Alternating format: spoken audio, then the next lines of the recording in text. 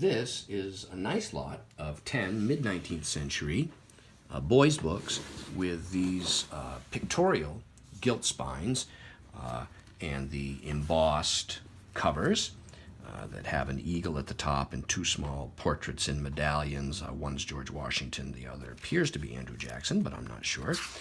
And we see here that there, in each of these, I believe there is a wood engraved, large wood engraved frontis and half title, 1849. These are all by Samuel Goodrich, or Peter Parley, as his pseudonym was known.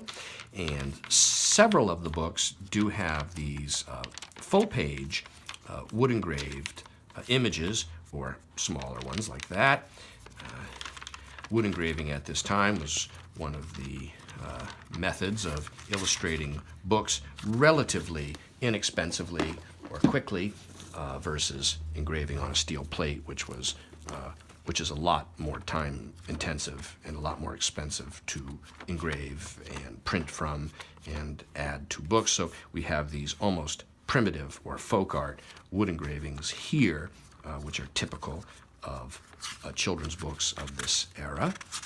And here is the half title and frontis. And so these books display various sorts of wear to the binding and the contents. There's some damp staining, there's some chipping of the cloth, and so on.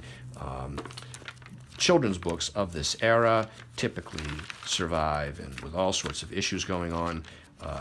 This actually has a section here on phrenology at the front. Fascinating contents in these.